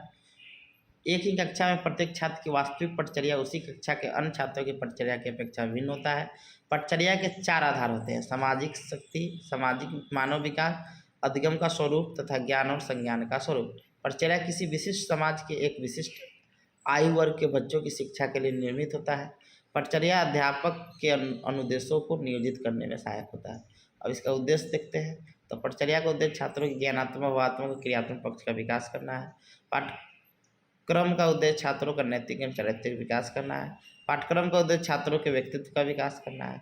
पाठ्यक्रम का उद्देश्य छात्रों में सामाजिक उत्तरदायित्व एवं सामाजिक भावनाओं का विकास करना है। पाठ्यक्रम का द्वारा छात्रों को जीविकोपार्जन योग्य बनाना है। छात्रों को समझने का स्तर को आसान बनाना है। छात्रों के व्यवहार में योग्यता। अब देखिए, आवश्यकता ये सब इतने लिख दीजिएगा, समझे, आगे तो कुछ पूछेगा नहीं, समझ गए। अब हम लोग आते हैं पटचर्या निर्माण के सिद्धांत कौन कौन है। बहुत भी यही है, लिखा है कि हम जानते हैं कि प्राचीन समय के शिक्षक केंद्रित, ये तो इंट्रोडक्शन तो जो पहले था वही इंट्रोडक्शन दे देना है, समझ गए, जो पहले आपका इंट्रोडक्शन था। मेन आते हैं इसके हम लोग आधारभूत सिद्धांत से। लिखा है पटचर्या निर्माण का आधारभूत सिद्धांत निम्नलिखित है। पहला है बाल केंद्रित शिक्षा का सिद्धांत। लिखा है पटचर्या का निर्माण करते समय छात्रों को केंद्र में रखना चाहिए, अर्थात बालकों की रुचियों, आवश्यकता, योग्यता etc को ध्यान में रखकर पटचर्या का निर्माण करना चाहिए। जीवन से संबंधित होने का सिद्धांत। लिखा है पटचर्या निर्माण का सबसे महत्वपूर्ण सिद्धांत यह है कि पटचर्या में उन विषयों, क्रियाओं और वस्तुओं को शामिल करना चाहिए जो बालक के जीवन से संबंधित हो। अतः छात्रों में व्यक्तिगत विभिन्नता का सिद्धांत। लिखा है हम जानते हैं कि दुनिया का प्रत्येक बालक एक दूसरे से भिन्न होता है, अर्थात बालक में उसके गुण, उसकी रुचियाँ, उसकी क्षमता, उसकी योग्यता आदि में भी एक दूसरे से भिन्न होता है। अतः पटचर्या के निर्माण करते समय व्यक्तिगत विभिन्नता का ध्यान रखना चाहिए। आगे है उपयोगिता का सिद्धांत। इसके अनुसार पटचर्या में उन्हीं विषयों को स्थान दिया जाना चाहिए जो बालकों के भावी जीवन में काम आ सके। पाँचवा है सामाजिकता का सिद्धांत। तो पटचर्या के निर्माण में के समय पटचर्या विशेषज्ञों को सामाजिक परिस्थितियों और स्थानीय आवश्यकता को ध्यान में रखना चाहिए। अब आते हैं अवकाश के सदुपयोग का सिद्धांत। तो पटचर्या इस प्रकार बनाया जाना चाहिए कि वह छात्रों को कार्य एवं अवकाश दोनों के लिए प्रशिक्षित करे। अब आते हैं शैक्षिक उद्देश्यों के अनुरूपता का सिद्धांत। हम जानते हैं कि शिक्षा के उद्देश्यों को पाठ्यक्रम के द्वारा ही प्राप्त किया जा सकता है, अतः पाठ्यक्रम का निर्माण करते समय शिक्षा के उद्देश्यों को निश्चित कर लेना चाहिए। अब आते हैं नागरिकता का सिद्धांत। लिखा हम जानते हैं कि शिक्षा का सर्वोत्तम लक्ष्य अच्छे नागरिकों का निर्माण करना है, अतः पटचर्या का निर्माण करते समय विशेषज्ञों को हम इस बात का ध्यान रखना चाहिए कि पटचर्या में ऐसी पाठ्यक्रम और विषयों को सम्मिलित किया जा सके जिससे बालक के नागरिक कुशलता की भावना का विकास हो सके। अब आते हैं लचीलेपन का सिद्धांत। पटचर्या या पाठ्यक्रम का निर्माण करते समय लचीलेपन का ध्यान देना चाहिए, अर्थात पटचर्या के बालक के अनुसार परिवर्तन किया जाना चाहिए। अब आते हैं लोकतंत्र पर आधारित सिद्धांत। हम जानते हैं कि भारत देश लोकतांत्रिक देश है, अतः पटचर्या का निर्माण करते समय ऐसे विषयों को रखना चाहिए जिससे बालक को लोकतंत्र का भावना का विकास हो। अगला है सहसंबंध का सिद्धांत। तो पटचर्या का निर्माण करते समय इस बात का ध्यान देना चाहिए कि जो विषय वस्तु शामिल कर रहे हैं एक दूसरे से संबंधित है कि नहीं। अगला संस्कृति और सभ्यता संरक्षण का सिद्धांत। पटचर्या के निर्माण करते समय इस बात का भी ध्यान देना चाहिए कि इसमें जो विषय वस्तु शामिल करे उससे बालक अपने संस्कृति और सभ्यता का संरक्षण। अब इसका महत्व देख लेते हैं। पटचर्या का मेन पॉइंट सिर्फ देख लेते हैं। शैक्षिक उद्देश्य की प्राप्ति करना, दूसरा है शिक्षण सामग्री के निर्धारण हेतु, तीसरा है शिक्षण विधियों के निर्धारण हेतु, चौथा है शिक्षण स्तर के निर्धारण हेतु, पाँचवा है पाठ्य पुस्तक की रचना का आधार है। समझे, तो ये हो गया आपका। अब आते हैं हम लोग सिलेबस और पाठ्यक्रम में, मतलब पाठचर्या और पाठ्यक्रम में अंतर। देखिए यहाँ पर जब दोनों साथ में होगा ना तब अंतर होता है। आप सिर्फ पाठचर्या और पाठ्यक्रम से दोनों एक ही हो जाता है। तो पाठचर्या को हम लोग करिकुलम कहते हैं, पाठ्यक्रम को सिलेबस कहते हैं। समझे, जब पाठचर्या और पाठ्यक्रम एक साथ पूछे तब पाठचर्या आपका करिकुलम होगा और आपका पाठ्यक्रम सिलेबस होगा। लेकिन आपका पूछे पाठ्यक्रम सिर्फ दे तो करिकुलम को इंटीग्रेट करता है, याद रखिएगा। या पटचर्या दे या सिर्फ पूछे पाठ्यक्रम क्या है तो आप करिकुलम समझिएगा, उसको सिलेबस नहीं समझिएगा। बात समझे। अब आते हैं, लिखा है कि पटचर्या के जरिए छात्रों का सर्वांगीण विकास होता है, तो पाठ्यक्रम द्वारा छात्रों के ज्ञानात्मक पक्ष का विकास होता है। पटचर्या का क्षेत्र विस्तृत होता है, पाठ्यक्रम का क्षेत्र संकुचित होता है। पटचर्या संपूर्ण विद्यालय जीवन की चर्या है। तो पाठ्यक्रम पठनीय वस्तु का केवल एक क्रम मात्र है। पटचर्या अपने आप में संपूर्ण है, पाठ्यक्रम पटचर्या का ही एक मात्र है। पटचर्या का निर्माण समाज की आवश्यकता और देश की उन्नति को देखकर किया जाता है। तो पाठ्यक्रम का निर्माण करते समय छात्रों की रुचि, अभिक्षमता और उसके पूर्व ज्ञान के अनुसार किया जाता है। पटचर्या विद्यालयों द्वारा निर्देशित और परिचालित समस्त क्रिया सम्मिलित होती है। तो पाठ्यक्रम में औपचारिक रूप से कक्षा शिक्षण की समाहित होता है। कैरिकुलम शब्द की उत्पत्ति लैटिन भाषा के क्यूटियर शब्द से हुआ है। सिलेबस शब्द की उत्पत्ति लैटिन भाषा के सिटुआ शब्द से हुआ है। पटचर्या का निदान कॉलेज, संस्था, स्कूल आदि करता है। पाठ्यक्रम निदान परीक्षा समिति के द्वारा किया जाता है। पटचर्या अंग्रेजी भाषा के कैरिकुलम शब्द का हिंदी रूपांतरण है। तो पाठ्यक्रम अंग्रेजी भाषा के सिलेबस शब्द का हिंदी रूपांतरण है। पटचर्या के समस्त भाग मापनीय नहीं होता है। तो पाठ्यक्रम में उपलब्धि का मापन किया जाता है। ये पटचर्या के समस्त भाग को हम नहीं माप सकते हैं। अगला है पटचर्या समाज केंद्रित होता है। तो पाठ्यक्रम बाल केंद्रित होता है। पटचर्या का संबंध विद्यालय के समस्त कर्मचारियों से है। तो पाठ्यक्रम का संबंध शिक्षक और शिक्षार्थियों यानी बालक से होता है, छात्र से। पटचर्या अनौपचारिक माध्यम में होता है, समझे। तो पाठ्यक्रम औपचारिक माध्यम में होता है। पटचर्या में परिवर्तन आसानी से किए जा सकते हैं। पाठ्यक्रम में परिवर्तन करना कठिन कार्य है, क्योंकि पाठ्यक्रम में एक बार निर्माण हो जाने के बाद बदलाव करना असंभव है। अब आते हैं, मतलब थोड़ा दिक्कत हो जाता है, कठिन हो जाता है। अब आते हैं कोर पटचर्या। कोर कैरिकुलम भी आपका पूछा जा सकता है। तो लिखा है कि हम जानते हैं कि वर्तमान समय की शिक्षा प्रणाली बाल केंद्रित शिक्षा प्रणाली है। अतः बालकों के सर्वांगीण विकास के लिए एक ऐसे पाठ्यक्रम की आवश्यकता पड़ी जो छात्रों की आवश्यकता रुचि के अनुसार हो। कोर पाठ्यक्रम बालक के रुचि आवश्यकता को ध्यान में रखकर सर्वांगीण विकास करता है। कोर पाठ्यक्रम को बाल केंद्रित पाठ्यक्रम या मूलभूत पाठ्यक्रम या अनिवार्य पाठ्यक्रम भी कहा जाता है। कोर पाठ्यक्रम का अर्थ उस पाठ्यक्रम से है जिसमें कुछ विषय ऐसे होते हैं जो सभी छात्रों के लिए अनिवार्य होते हैं, किंतु कई विषय ऐसे भी होते हैं जो छात्र अपनी रुचि और क्षमता अनुसार चुनते हैं। इस पाठ्यक्रम द्वारा यह प्रयास किया जाता है कि वे विषय विद्यार्थी जीवन के लिए बहुत आवश्यकता है। कोर पाठ्यक्रम की देन अमेरिका को माना जाता है। कोर पाठ्यक्रम के अंतर्गत प्रत्येक बालक को व्यक्तिगत एवं सामाजिक दोनों प्रकार की समस्याओं के संबंध में ऐसे अनुभव दिए जाते हैं जिसके द्वारा वह अपने भावी जीवन में आने वाली प्रत्येक समस्या को सफलतापूर्वक सुलझाते हुए कुशल एवं समाज उपयोगी एवं उत्तम नागरिक बन सकता है। कोर प्रधान पाठ्यक्रम का लक्ष्य व्यक्ति तथा समाज दोनों का विकास करना है। इसके द्वारा बालक को ऐसा ज्ञान प्रदान करना है जो उनके वर्तमान एवं भावी समस्या को सुलझाने में सहायक हो तथा बालक को एक अच्छा नागरिक बना सके। अब कोर पटचर्या का अर्थ में परिभाषा देखते हैं। कोर पटचर्या का समान अर्थ होता है ऐसा पाठ्यक्रम जिसमें कुछ विषयों को अनिवार्य रूप से, तो कई विषय ऐसे होते हैं जिनसे विद्यार्थी अपनी क्षमता, रुचि और आवश्यकता के अनुसार लेते हैं।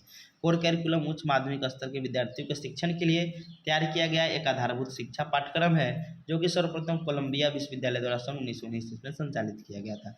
अब इसका कुछ डिफिनीशन है। जेम्स ली के अनुसार कोर पाठ्यक्रम वह है जो व्यक्तिगत और सामाजिक दोनों ही प्रकार के हितों से संबंधित अंतर क्षेत्रीय समस्याओं को केंद्रित करता है।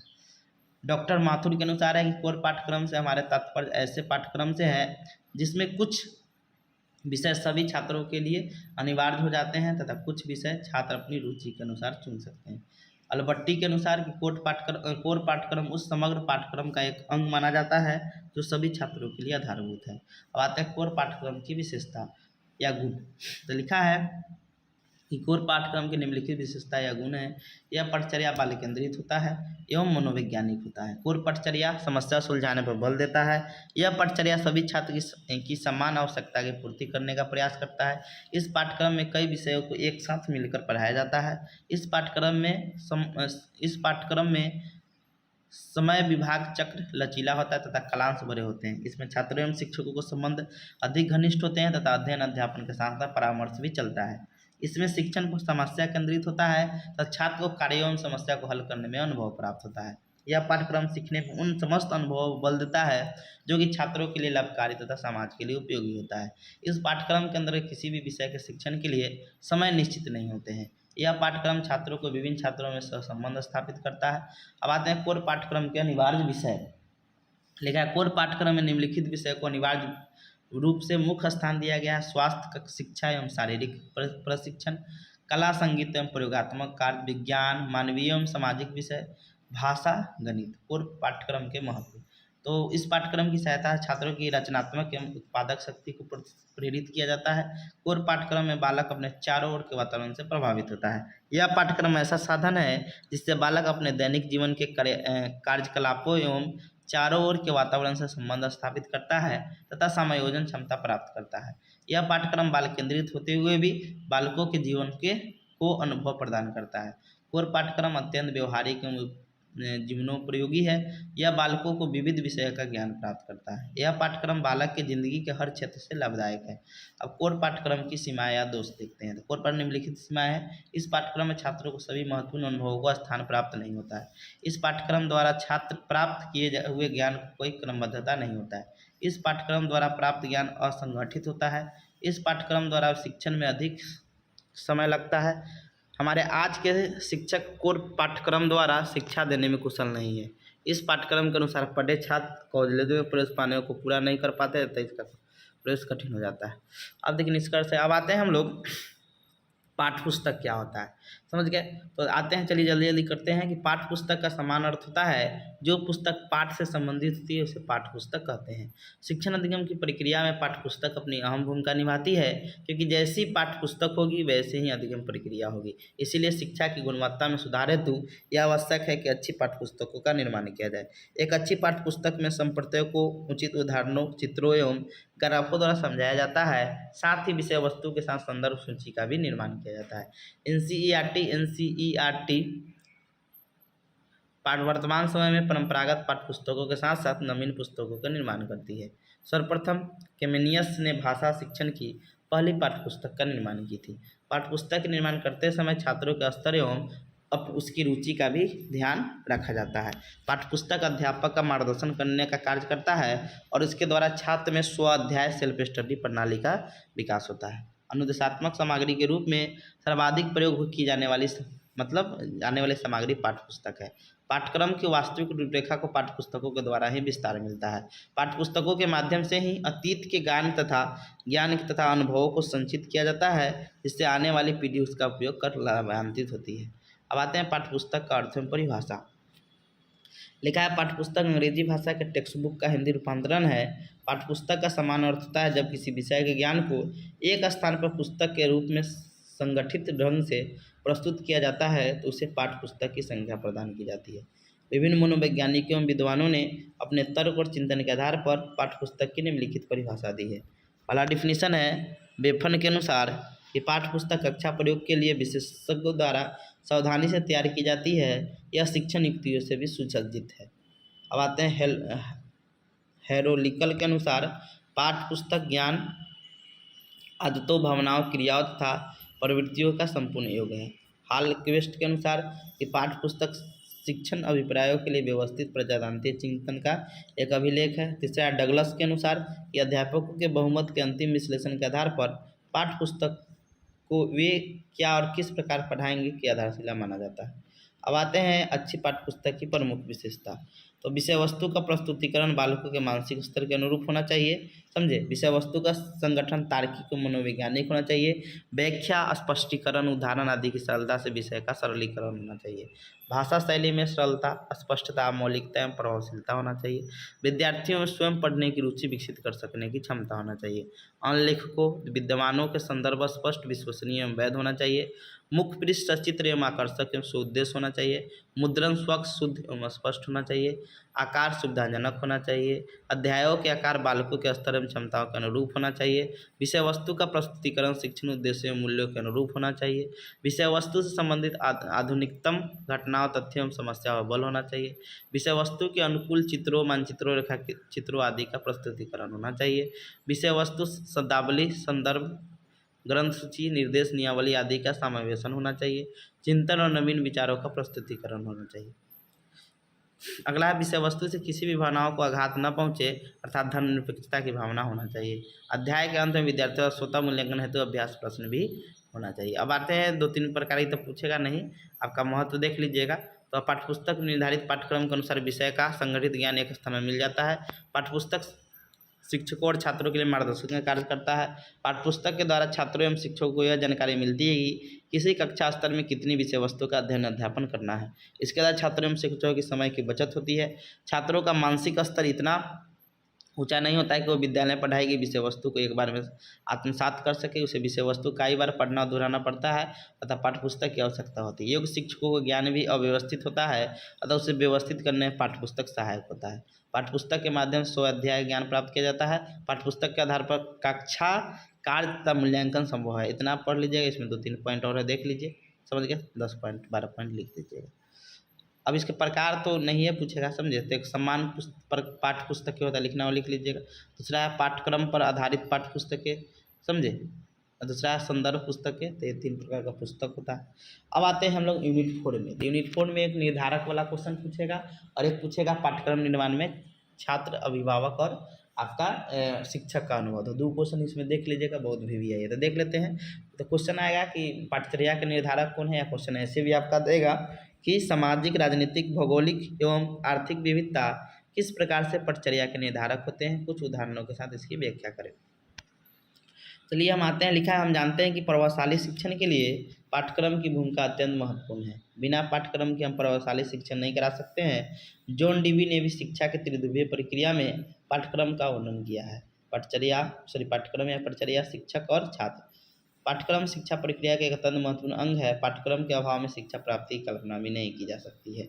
हम ये भी जानते हैं कि पाठ्यक्रम शिक्षण अधिगम प्रक्रिया को सफल बनाने का महत्वपूर्ण सशक्त माध्यम है। समझ गया। तब पाठ्यचर्या के निर्धारक 4 होते हैं: सामाजिक विविधता, राजनीतिक विविधता, भौगोलिक विविधता, आर्थिक विविधता। सामाजिक विविधता, हम जानते हैं कि मनुष्य एक सामाजिक प्राणी है अतः मनुष्य भिन्न भिन्न समाजों में रहता है जिससे उनमें सामाजिक विविधता देखने को मिलती है। सामाजिक विविधता का अर्थ हुआ एक समूह के लोग अपनी जाति, धर्म, भाषा, सभ्यता के कारण भिन्न होते हैं। हम जानते हैं कि पाठ्यक्रम का विकास सामाजिक पृष्ठभूमि और आकांक्षाओं के मध्य ही होता है। पाठ्यक्रम ही वह साधन है जिसके माध्यम से विद्यालय छात्रों को सामाजिक लक्ष्यों तक पहुंचने का प्रयास करता है।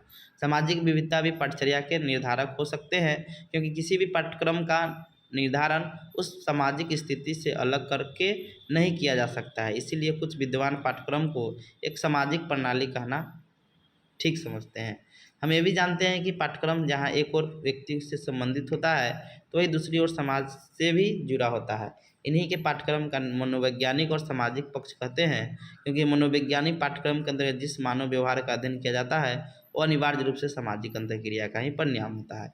हम जो कुछ भी सीखते हैं हम प्रायः शिक्षकों और शिक्षार्थियों के मध्य विभिन्न स्थलों जैसे कक्षा, खेल का मैदान, परिचर्चा सभा आदि में हुए प्रत्यक्ष अंतःक्रिया का परिणाम होता है। अतः जिस प्रकार लगभग पूरा पाठ्यक्रम सामाजिक प्रवृत्तियों से ही संबंधित होता है। विद्यालय में अथवा विद्यालय से बाहर क्या पढ़ाया जाना है और क्या नहीं, ये सब सामाजिक संदर्भ में ही निर्धारित किया जाता है। फ्रोबेल ने विद्यालय को समाज का लघु एवं, यहाँ फ्रोबेल नहीं होगा, यहाँ पर जॉन डीवी होगा। जॉन डीवी ने विद्यालय को समाज का लघु रूप बताकर शिक्षा में समाजशास्त्रीय प्रवृत्ति का बीजरोपण किया था। अतः पाठ्यक्रम का निर्माण करते समय सामाजिक विभिन्नताओं को ध्यान में रखकर किया जाए तो वो समाज के लिए अधिक उपयोगी होगा। अब आते हैं राजनीतिक विविधता। लेकिन हम जानते हैं कि भारतीय समाज में राजनीतिक रूप से भी विभिन्नता देखने को मिलती है। भारतीय समाज में साम्यवाद, समाजवाद और मार्क्सवाद जैसी विचारधारा को मिला जुला स्वरूप देखने को मिलता है। पाठ्यक्रम इन्हीं राजनीतिक आधारों को मानकर पाठ्यक्रम का निर्धारण किया जाता है। अतः शिक्षा के अंतर्गत राजनीतिक आधार पर लोकतंत्र के अंतर्गत सभी लोगों को शिक्षा के समान अवसर दिए जाते हैं। एक विद्यालय यदि लोकतांत्रिक दृष्टिकोण अपनाकर छात्रों को शिक्षण प्रदान करता है तो यह आवश्यक है कि लोकतांत्रिक शिक्षा के दृष्टिकोण में विद्यालय द्वारा बनाए गए पाठ्यक्रम लोकतांत्रिक सिद्धांतों पर आधारित होगा। भारत जैसे लोकतांत्रिक देशों में राजनीतिक आधार पर पाठ्यक्रम निम्न विस्तृतता पर आधारित होगा।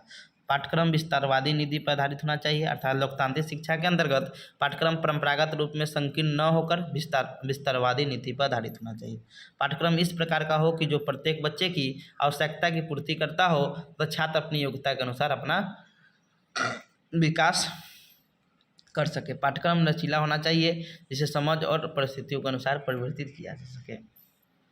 पाठ्यक्रम को छात्रों की व्यावसायिक आवश्यकता की पूर्ति करने वाले भी होना चाहिए। राजनीतिक आधार पर पाठ्यक्रम स्वीकृत स्वरूप का होना चाहिए। अब आते हैं भौगोलिक विविधता।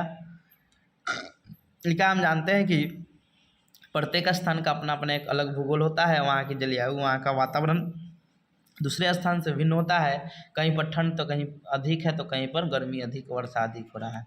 पाठ्यक्रम निर्माण करते समय यदि देश की भौगोलिक विभिन्नता को ध्यान में रखकर किया जाए तब किसी भी क्षेत्र में रहने वाले बालक अन्य क्षेत्रों देशों के भूगोल की जानकारी अपने आप प्राप्त कर सकते हैं। भूगोल के साथ ही वहाँ का रहन सहन, खान पान, पहनावा, बोली और मुख्य पहाड़ों, नदियों, रेगिस्तानें, ज्वालामुखी आदि के विषय में जानकारी प्राप्त कर सकता है। पाठ्यक्रम क्रियाओं के अंतर्गत कभी कभी बालकों को विभिन्न स्थानों का भ्रमण भी करवाया जाता है, जिसके द्वारा बालक बहुत कुछ देखकर भी सीख लेता है। अतः पाठ्यक्रम का निर्माण करते समय भौगोलिक विविधताओं को अवश्य ही ध्यान में रखना चाहिए। आर्थिक विविधता, यदि हम पाठ्यक्रम का निर्माण करते समय आर्थिक विविधता पर ध्यान दें तो पाठ्यक्रम राष्ट्रीय आर्थिक विकास को शिक्षा के द्वारा प्रोत्साहित करने वाला होगा। पाठ्यक्रम को आर्थिक विविधता को शामिल करने से छात्र विभिन्न व्यवसाय, रोजगारों, गतिविधियों से परिचित होंगे, जिससे वे आर्थिक विविधता को समझ सकते हैं। हम जानते हैं कि भारत में आर्थिक विविधता देखने को मिलता है। भिन्न भिन्न क्षेत्रों के लोग भिन्न भिन्न रोजगारों में लगे हैं। यदि पाठ्यक्रम के निर्माण करते समय आर्थिक विविधता को पाठ्यक्रम में शामिल किया जाए तो देश का राष्ट्रीय आर्थिक विकास वृद्धि होगा। अब आगे निष्कर्ष वही चीज़ है, देख लीजिएगा। उपरोक्त विवरण से स्पष्ट होता है कि वर्तमान समय के बाल केंद्रीय शिक्षा प्रणाली में पाठ्यक्रम निर्माण करते समय पाठ्यक्रम के निर्धारक सामाजिक विविधता, राजनीतिक विविधता, भौगोलिक विविधता तथा आर्थिक विविधता को शामिल करना आवश्यक है। हम ये भी जानते हैं कि पाठ्यक्रम का एक ऐसा साधन है जिसका विद्यार्थी अपने वांछित उद्देश्यों की प्राप्त करता है। अब आते हैं परिचय निर्माण। इसका तो हम वीडियो डाल दिए थे, समझ गए, तो देखे ही होंगे आप लोग। इसको रहने देते हैं। इसका वीडियो 3-4 दिन पहले हम डाले थे कि परिचर्या निर्माण में शिक्षक, छात्र और अभिभावक के अनुभवों का वर्णन करें।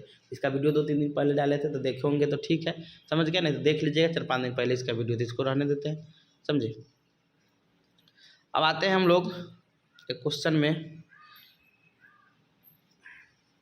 कि परिचर्या क्रियान्वयन में इस यूनिट 5 में 2 क्वेश्चन पढ़िएगा। एगो परिचर्या निर्माण के परिविधि, क्रिया या विकास का कौन कौन नथी है वो वाला, और एक परिचर्या क्रियान्वयन में तकनीक संसाधनों की भूमिका, समझिए। वही आते हैं। लेकिन हम जानते हैं कि वर्तमान समय की शिक्षा प्रणाली बाल केंद्रीय शिक्षा प्रणाली है, जिसमें बालकों की आवश्यकता, रुचि आदि के अनुसार शिक्षण कराया जाता है। हम ये भी कह सकते हैं कि वर्तमान युग तकनीक का युग हो चुका है। हम तकनीक के इतना घिर चुके हैं कि बिना तकनीक के कोई भी काम होता ही नहीं है। परिचर्या क्रियान्वयन के अंतर्गत हम भिन्न भिन्न प्रकार के तकनीक संसाधनों का प्रयोग किया जाता है। परिचर्या के क्रियान्वयन के तकनीक संसाधनों के रूप में सूचना और संप्रेषण तकनीक यानी ICT, इंफॉर्मेशन कम्युनिकेशन टेक्नोलॉजी का प्रयोग मुख्य रूप से किया जाता है। सूचना और संप्रेषण तकनीक से अभिप्राय औजारों, उपकरणों तथा अनुप्रयोग आधार से उपयुक्त एक ऐसी तकनीक है जो सूचना के संग्रहण, भंडारण, पुनः प्रस्तुतिकरण, उपयोग, हस्तांतरण आदि में सक्षम होती है। परिचर्या क्रियान्वयन के लिए निम्नलिखित तकनीक संसाधनों का प्रयोग किया जाता है। पहला है इंटरनेट। इंटरनेट ने परिचर्या क्रियान्वयन में महत्वपूर्ण भूमिका निभाई है।